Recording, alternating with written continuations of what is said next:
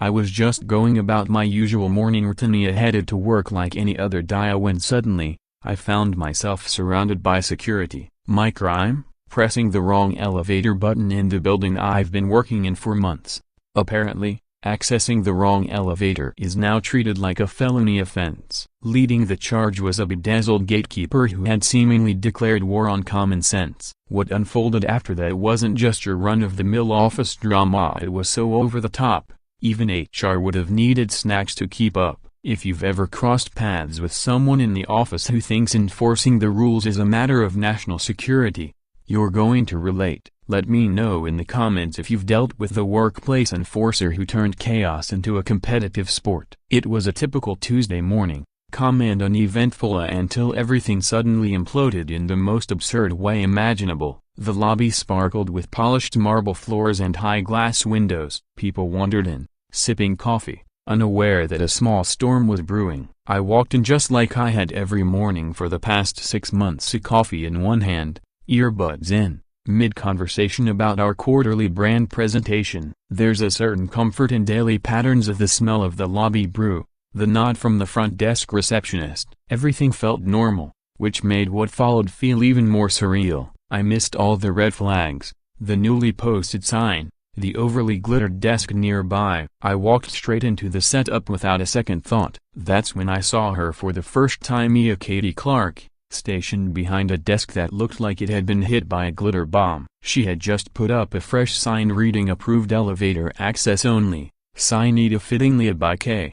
Clark," in Comic Sans font. A typographical power trip if ever there was one. Katie looked to be in her late 30s, sporting helmet hair that hadn't budged since the 80s and a smile so cold it could freeze fire. "Excuse me," she chirped in that overly sweet tone that instantly raises your defenses. "I don't believe you're authorized to use that elevator." I paused my call, pulled out one earbud, and responded as politely as I could. "Sorry, I'm Ethan Caldwell from the brand team, just heading up to the 15th. I thought that would be the end of it." After all, I had a working keycard and was clearly on a work-related call. But Katie's smile only grew more fixed. That's when I realized I wasn't dealing with a simple desk worker. I was dealing with someone who had appointed herself judge, jury, and elevator police. "I'm sorry," she said, her voice drenched in condescension. "That elevator is for senior leadership and authorized personnel only. You'll need to take the main ones like everyone else." She pointed dramatically across the lobby to the general use elevators. Still trying to wrap up my call, I gave her an apologetic smile. "Totally understand, I'm just late for a meeting. I'll make sure to take the right one next time."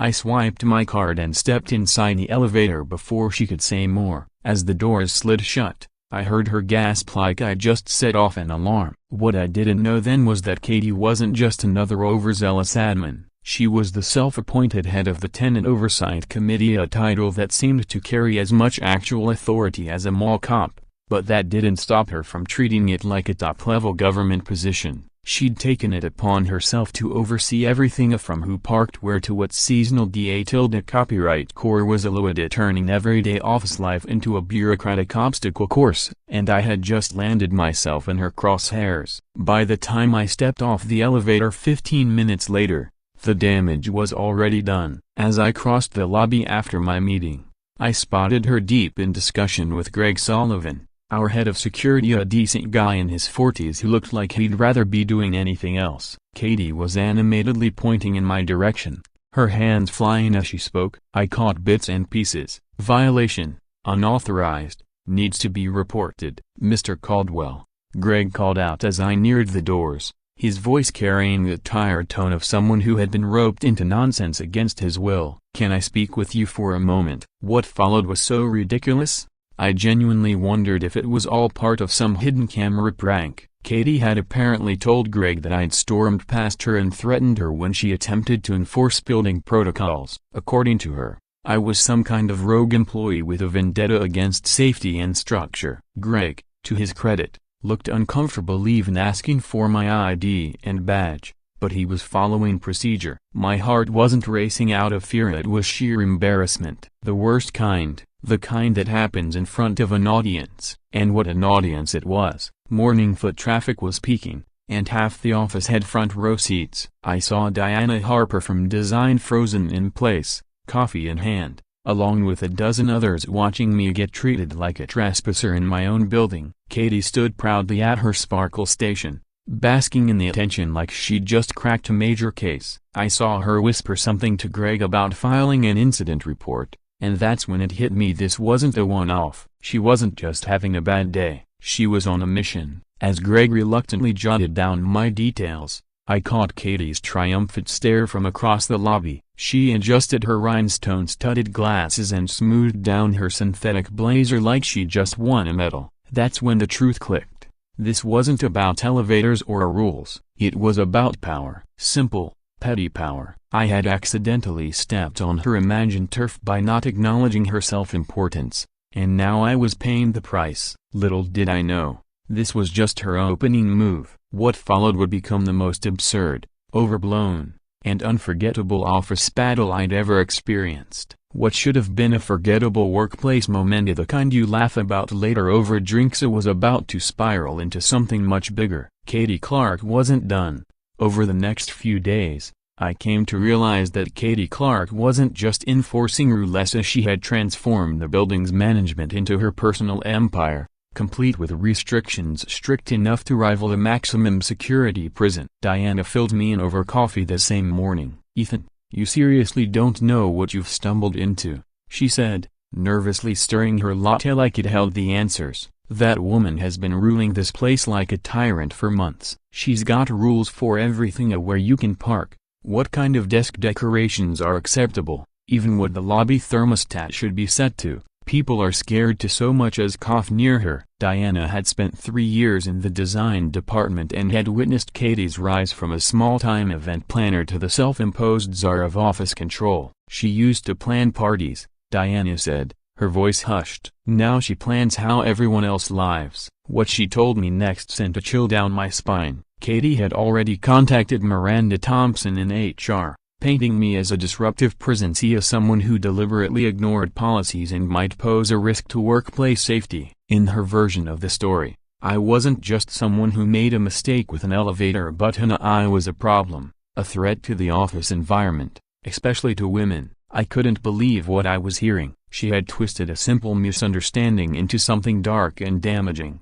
It was manipulation at its most polished, a masterfully crafted rewrite of reality where she cast herself as the protector and me as the villain. Miranda, ever cautious and PR sensitive, had taken the report seriously enough to schedule a formal meeting with me the very next day. The message was loud and clear. Katie wasn't just trying to embarrass me, she wanted me gone. To make matters worse, the gossip mill kicked into high gear. By lunchtime, I could feel the stares in the break room. People were whispering behind mugs of coffee, speculating about the guy who got busted over an elevator. The truth didn't matter. Katie's version was dramatic enough to entertain and vague enough to let imaginations run wild. Rumors spread like wildfire. I hadn't been suspended yet, but I might as well have vanished. No one spoke to me directly. I'd been socially erased. The meeting with Miranda went just as painfully as I'd expected. On the surface, it was all smiles and corporate diplomacy. Beneath that, it was ice cold. Her words were wrapped in classic HR doublespeak, but the message underneath was unmistakable. I was the problem, and the company was covering its bases. "We take workplace safety very seriously at Pinnacle Solutions," she said, reading from a clearly rehearsed statement. "We understand it can be challenging to adjust to building procedures, but it's important that all employees show respect to our administrative staff and established protocols." What stung the most was that she couldn't point to a single thing I'd actually done wrong, just vague talk of perceived behavior and office climate. I explained the truth. I was on a work call, stepped into an elevator, and now I was being treated like a liability. She looked at me like I was speaking in riddles. That's how effective Katie's narrative had been. A reality was now irrelevant. A formal complaint had been filed, and that meant action had to be taken. And that action turned out to be a 1-week, unpaid suspension while they investigated the matter and figured out what consequences,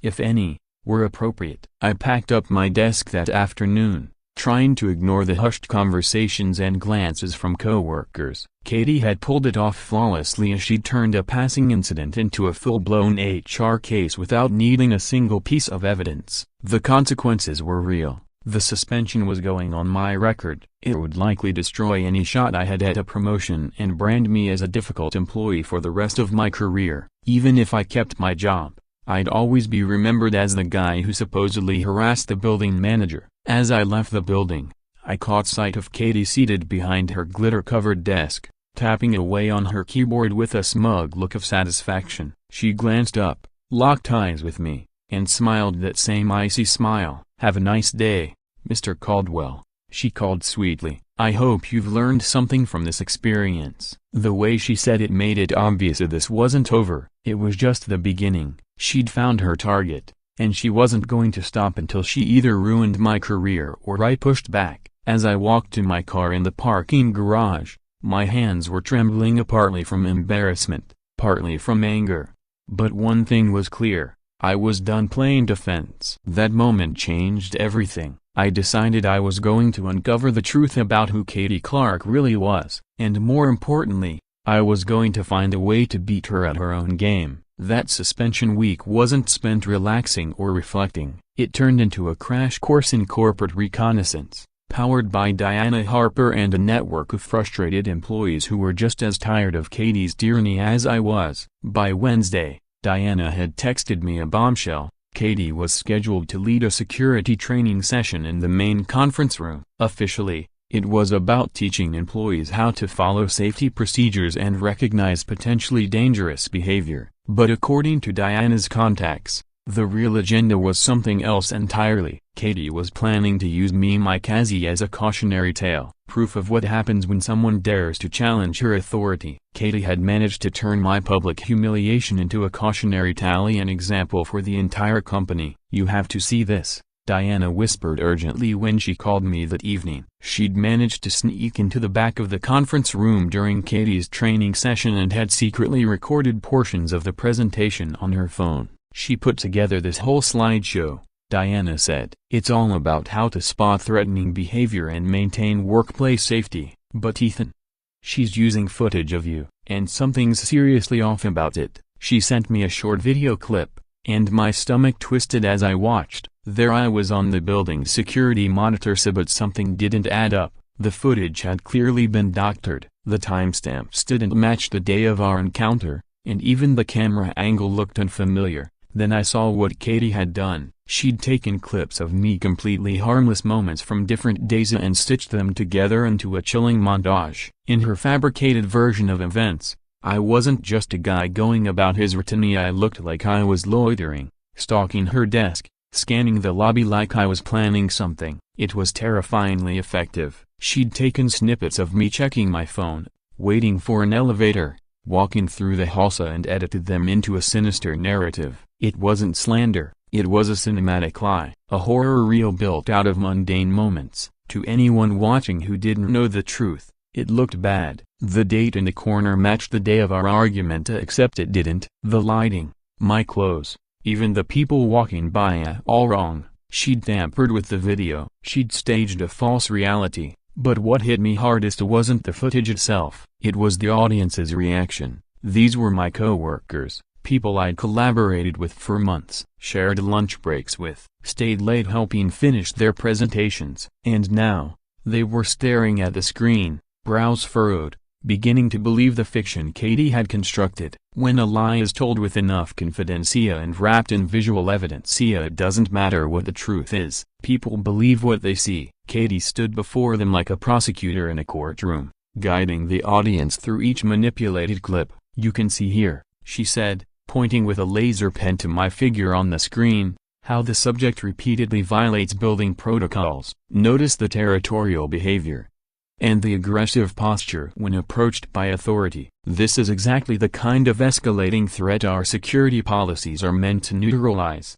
She spoke as if I were some sort of unhinged saboteur, when in reality, all I'd done was press an elevator button. It would have been laughable if it weren't so devastating. I watched people nodding, taking notes. Colleagues who once greeted me with smiles were now silently rewriting their opinion of me. But then Katie slipped up. In her eagerness to sell her version of events, she got careless. Diana noticed it first.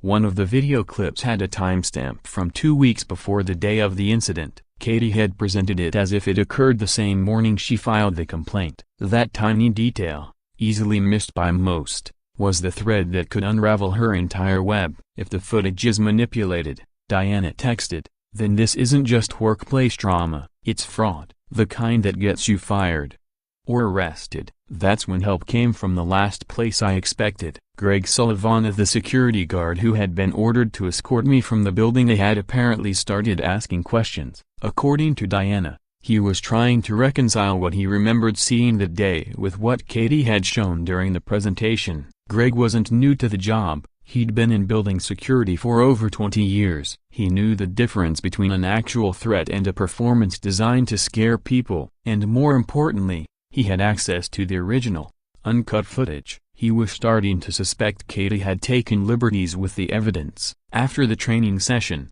Greg reportedly pulled Diana aside. He didn't say much, but he asked her, "Do you really think Ethan's dangerous, or is this just Katie being Katie?" That was the moment I realized something crucial. Katie's greatest weapon, her ability to instill fear, was also her biggest vulnerability. She'd made so many enemies with her overbearing control that people across the building wanted to help bring her down.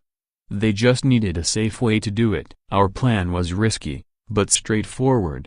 Diana would discreetly reach out to Greg, let him know I suspected the footage had been altered. If he could verify it, if he could show the timestamps were wrong or the clips had been spliced, we'd have the smoking gun, proof of intentional misrepresentation, something even HR couldn't ignore. The stakes were high. Katie had already derailed my career and torched my reputation, but I wasn't going to let her bury me without a fight. Then came the breakthrough. Friday afternoon, Diana called, her voice trembling with urgency. "Greg wants to meet." Not at the building, off-site, somewhere quiet. He chose a coffee shop 3 blocks away, a discreet location, the kind people pick when they're about to share something dangerous or blow the lid off a cover-up. When I walked in, Greg was already there, sitting in a corner booth with his back to the wall. He looked exhausted, like a man who'd been carrying something heavy for too long and had finally decided to set it down, no matter the cost. "I've been in security for 20 years,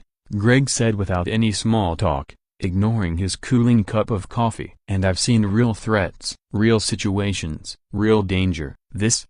He shook his head. "This isn't one of them." "That wasn't a threat situation," Greg said flatly. "Whatever happened with you, it wasn't one of them." He reached into his coat pocket and pulled out a small thumb drive, placing it on the table like it was a live grenade. Then, gently, he pushed it toward me. "That footage Katie's been showing around?" he said. "It's not from the day she claims." I pulled the original files from the system backups. "The timestamps don't line up." Greg explained what he'd uncovered. Katie had cherry-picked clips from different days, even different weeks, and spliced them together to fabricate a false narrative. What she created wasn't surveillance, it was a story, a lie made from stolen fragments of my day-to-day life. For a moment, I felt a wave of relief, finally, hard proof, but it was quickly drowned by anger. The depth of Katie's manipulation was staggering. Greg told us he became suspicious when Katie kept requesting very specific footage, often from days when I hadn't even interacted with her. She'd come in during off hours, claiming she was doing pattern analysis and preemptive threat reviews. "I figured she was just being thorough," Greg admitted, "but when I actually looked at what she was pulling, it didn't make sense." She was collecting clips where you looked distracted, tired at any moment that could be twisted out of context. The thumb drive held the unaltered video from the actual morning in question. It showed exactly what had happened.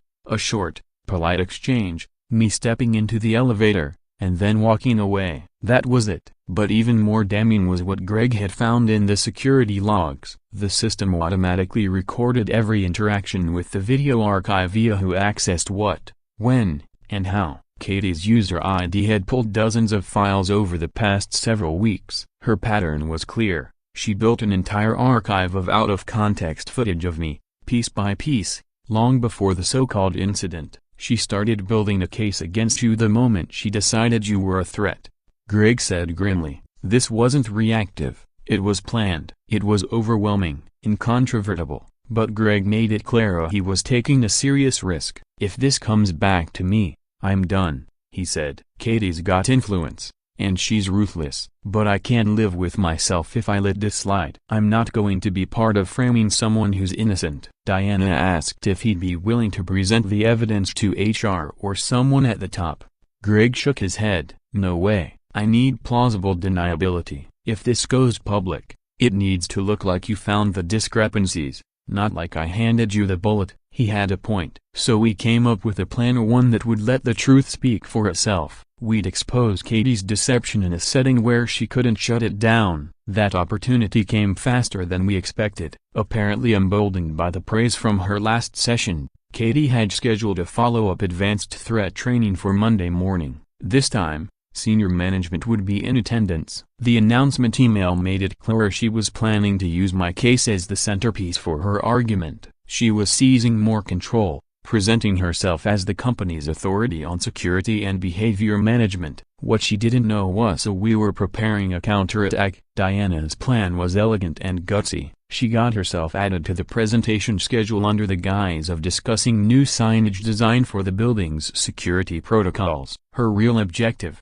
buy me a 5-minute window. "If I can get you in at the end," Diana said, "you can show the real footage, side by side with her edited version. HR, execs, legal, they'll all be in the room. She won't be able to explain it away." The risk was massive. If we failed, I'd likely be accused of disrupting company proceedings, violating my suspension terms, maybe even interfering with a security investigation. But if we succeeded, we'd not only destroy the false case against me, we'd reveal Katie for who she really was. This wasn't just about clearing my name anymore. It had become about stopping a toxic force inside the company, someone willing to lie, manipulate, and ruin lives to maintain her grip on power. It had to end with truth. Sunday night, I sat in the dark, replaying the footage again and again. My version: an ordinary day at work. Katie's version: a horror film starring me as the villain. It was surreal how easily reality could be bent with a few edits. But tomorrow,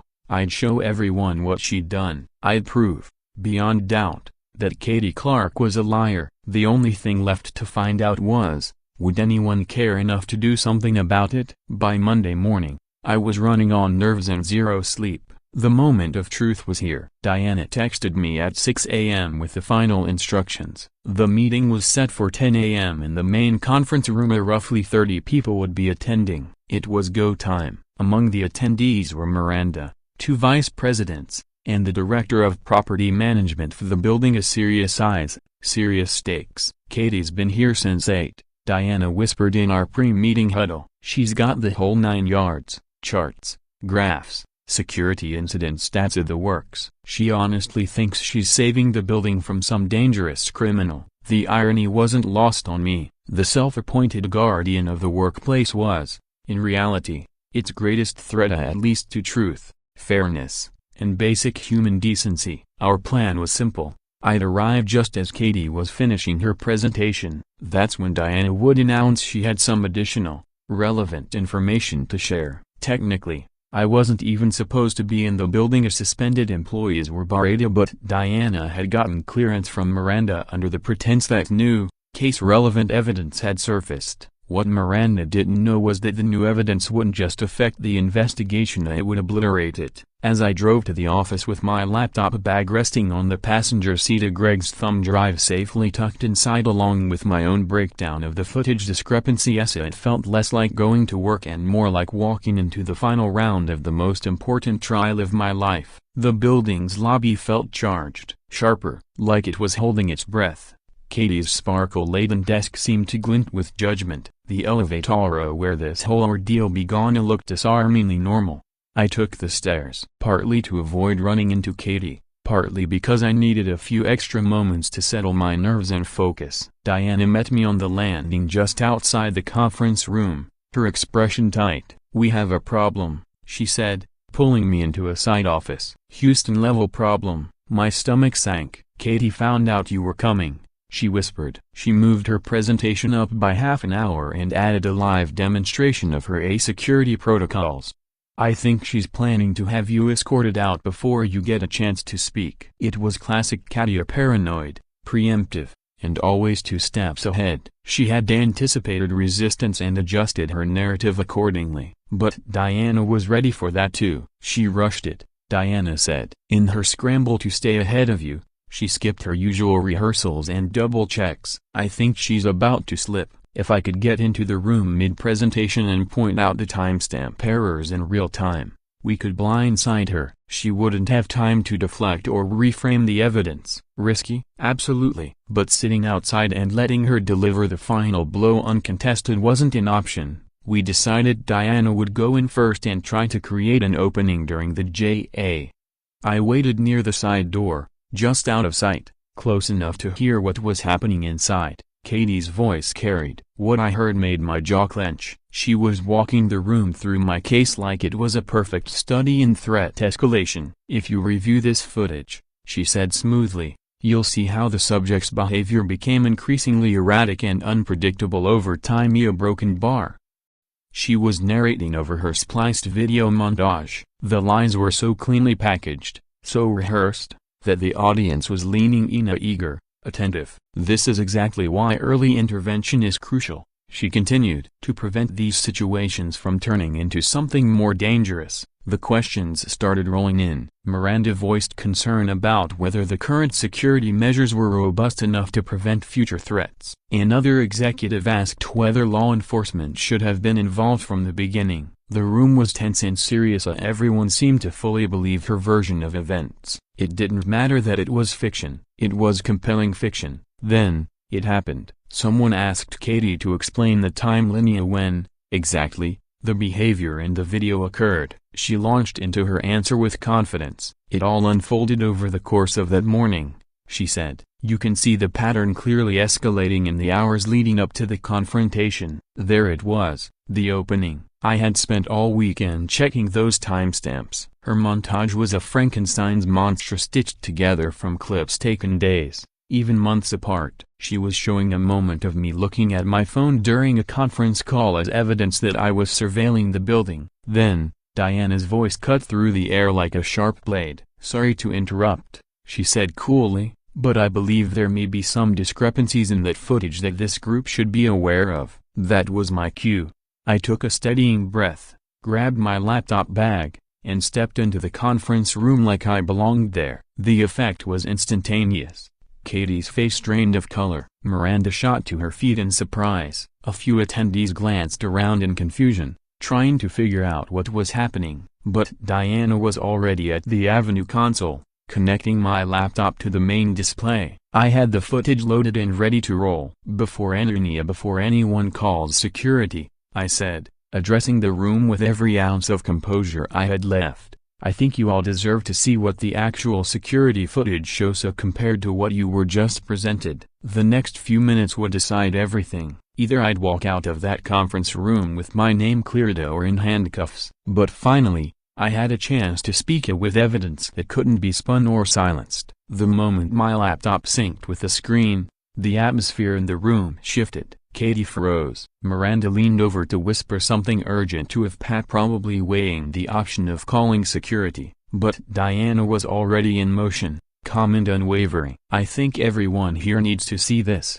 she announced, clicking to my first slide before anyone could stop her. On the screen was a split view. Katie's edited footage on one side, my unaltered source material on the other. Side by side, the comparison was impossible to miss. On the left, footage supposedly from the day of our confrontation, showing me loitering in the lobby with an intense look on my face. On the right, the exact same clip but from the original file. The timestamp showed it was actually from 3 weeks prior, when I'd been waiting for a client meeting. The lighting was different, my clothes were different, and most importantly, the date was glaringly wrong. Silence fell over the room like a dropped curtain. 30+ professionals, watching in stunned disbelief as it became abundantly clear they'd just been lied to. "This is absurd," Katie snapped, her voice quivering with a mixture of panic and fury. "He's obviously tampered with the footage. He's been planning this manipulation ever since he got caught threatening me." But the accusation only dug her deeper. Now she was accusing me of the very thing she'd done, tampering with evidence.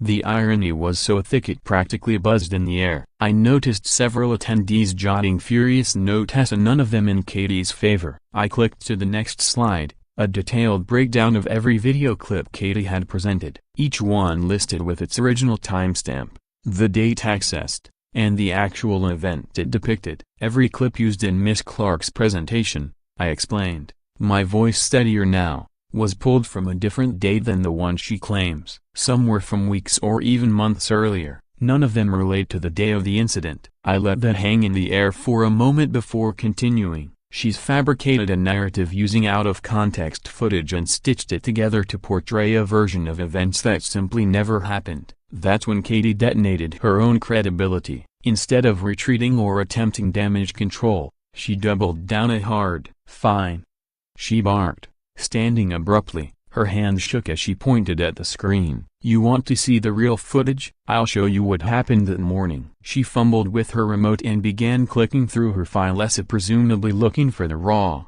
uncut version of the video to prove her point once and for all. This will show exactly why this man should never have been allowed back into this building. But what she pulled up next was devastating for her. Instead of the original footage, she accidentally opened a rough-cut version of her own edited presentation, the screen filled with video layers, splice markers, and a most damning of all a visible project timeline that showed how she'd stitched together clips from different sources to fabricate her story. It was the digital equivalent of a signed confession. You could see exactly where she'd trimmed, spliced, altered timestamps, and rearranged sequences to create the illusion of a threatening escalation. There was no denying it now. The room erupted. Miranda was furiously scribbling notes while whispering to a visibly stunned VP. The director of property management sat frozen, mouth slightly open, as if trying to make sense of the betrayal. Around the table, people were pointing at specific cuts in the timeline, quietly confirming to each other that yes, they were seeing this too. But the moment that truly turned the tide came from the back of the room. Greg Sullivan stood. He'd been quiet this entire time, watching, listening, but now, he looked like a man who'd finally been unshackled of someone who'd worked in security for over 2 decades. "I pulled the original files from our backup server," he continued. "None of what Ms. Clark just showed happened on the day she claims. She's been accessing the footage for weeks, cherry-picking clips of Mr. Caldwell from completely routine situations, and editing them to look like a threat." The room fell into an odd silence again as Greg explained how he discovered the manipulation and how fear of retaliation had kept him quiet until now. Because of Katie's influence with management, Hades's response quickly spiraled into what could only be described as a full-blown meltdown. She started yelling about conspiracies and cover-ups, accusing me of hacking the security system and manipulating evidence to frame her. Her tirade escalated wildly, accusing Greg of bribery, Diana of collusion, and Miranda of negligence. Her delusions spilled out unchecked. She'd completely lost control. Her desperate need to dominate and manipulate had created an elaborate fantasy where she was the heroic victim, and anyone who challenged her was part of some vast, sinister plot. Finally, Miranda found her voice, the voice she should have used weeks ago. "Ms. Clark, I'm going to need you to stop talking immediately," Miranda said firmly, standing and taking command of the room. "Based on what we've just seen, serious questions have been raised about the evidence presented in Mr. Caldwell's case. We will conduct a thorough investigation into how this was handled." She turned to me, her expression a careful balance of professionalism and apology. "Mr. Caldwell, consider your suspension lifted pending a full review of these circumstances. We will also look into appropriate measures to repair any damage to your reputation or career." The best moment came moments later,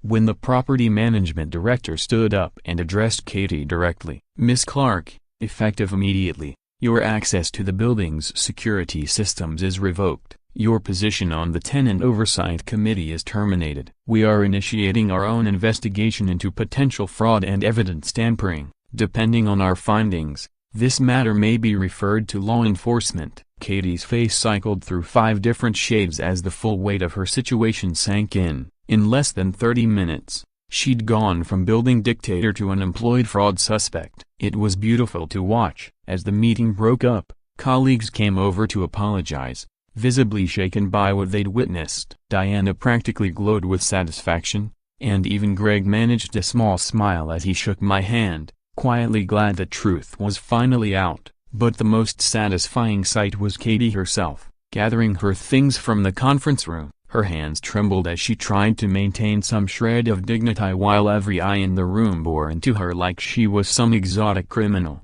The woman who had tried to destroy my career with lies and manipulation was finally getting a taste of public humiliation and professional ruin. You might think watching Katie get fired and exposed in front of 30 witnesses would be the end of Ida, but number. Apparently, even total professional destruction wasn't enough to stop her from one last desperate gambit for revenge.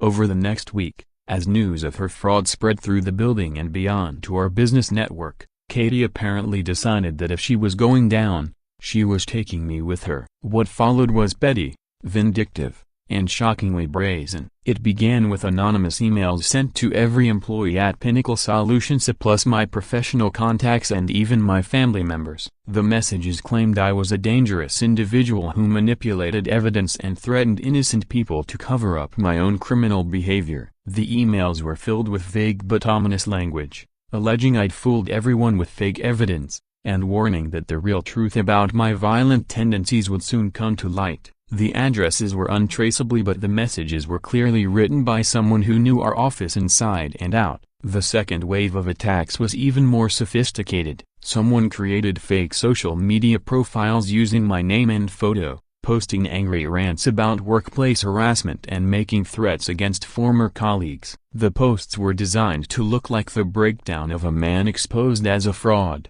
including just enough real details to seem credible unless you knew the whole story. My girlfriend Sarah called me in a panic, having received friend requests from the fake profiles. My mother was added to a group chat where I was making disturbing comments about revenge. But here's where Katie's technical incompetence finally caught up with her. In her rush to sow maximum chaos before disappearing entirely, she made the same kind of careless mistake that had exposed her security footage fraud. Dina, who had become an amateur detective during our investigation and noticed that all the anonymous emails were sent during time windows that matched when Katie had been accessing the building's Wi-Fi network to clear out her office and delete files. More importantly, the IT department had been monitoring network activity related to the security footage incident. They discovered someone was still using Katie's login credentials to access employee contact information and personal files after her termination. The fake social media profiles had been created using data that only internal company databases could provide. Even worse,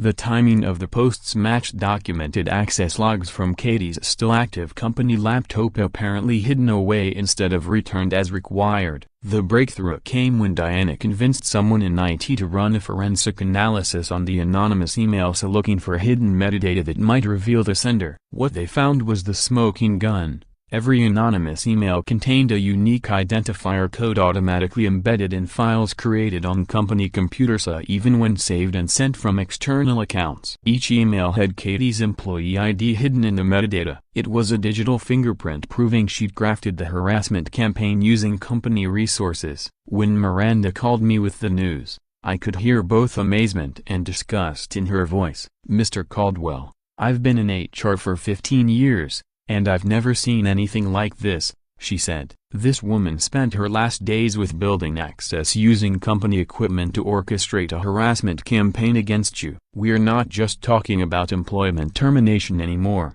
she added grimly. "This is being referred to law enforcement for investigation as cyberstalking and possibly identity theft." The investigation had uncovered that Katie had accessed personal information for her. The investigation revealed that Katie had accessed personal information not just on me, but on dozens of employees, showing her campaign of manipulation and harassment had been far wider than anyone initially realized. The final confrontation took place in the very lobby where this entire nightmare had begun, and it was witnessed by about half the building. It was one of those moments where perfect timing feels like cosmic justice. I was walking through after a meeting with Miranda and the legal team about filing criminal charges against Katie when she appeared near the elevator bank, clutching a cardboard box with her remaining personal belongings. She looked completely wrecked, the queen of lobby drama reduced to nothing but a box and bitter conspiracy rants. Her voice dripped with venom, but by now, no one believed her. Her hair was messy, her clothes looked like she'd slept in them, and her eyes held the haunted look of someone who had lost everything and still couldn't quite grasp how it had happened. But the hatred in her gaze was as fierce as ever. When she spotted me, she dropped the box and started screaming about conspiracies and cover-ups, insisting everyone would pay for what they'd done to her. It was at once pathetic and terrifying now watching someone completely unravel in public while desperately trying to play the victim. "You think you've won?" she shouted, trembling with rage and pointing at me, as a crowd of employees gathered around to watch the scene unfold. "But everyone will know what you really are. I have evidence, real evidence that proves you're dangerous, and I'm going to make sure the whole world sees it." She ranted about lawsuits, expose and revealing the truth behind what really happened. But her threats rang hollow because everyone in that lobby already knew exactly who the true villain in this story was.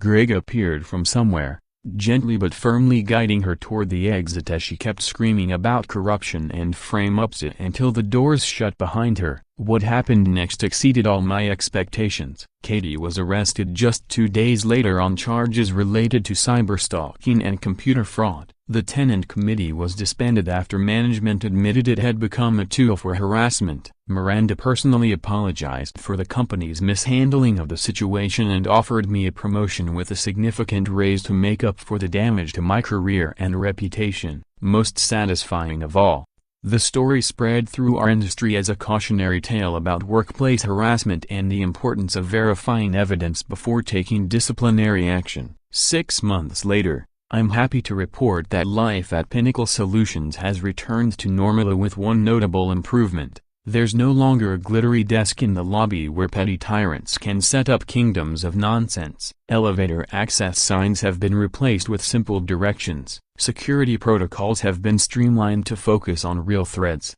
not imaginary ones. And people can finally do their jobs without fear of being reported for using the wrong bathroom or eating the wrong kind of lunch at their desk. Sometimes, when I ride that executive elevator, I catch myself smiling or remembering how a simple mistake triggered the most ridiculous and ultimately satisfying workplace drama of my career. If there's a moral to this story, it's that bullies and manipulators only succeed when good people are too scared or too polite to fight back. Katie Clark's reign of terror ended not because some authority stepped in, but because ordinary employees like Diana and Greg decided they'd had enough and were willing to risk their own comfort to expose the truth. Evil might be banal, as someone once said, but so is the courage it takes to stand up to it. And sometimes the good guys really do win in the end. Don't mess with the underdog, especially when the underdog has friends, evidence, and a solid grasp of digital forensics. The only thing worse than getting arrested at work is getting arrested by someone who thinks Microsoft Outlook is a personality trait. But bullies always eventually pick on someone who knows how to fight back. Comment below if you've ever dealt with a workplace Karen like these. I'd love to hear how you handled it and whether justice was as satisfying to watch as it was in my case. Thanks for hanging out today. Don't forget to binge a few more stories, you'll be hooked.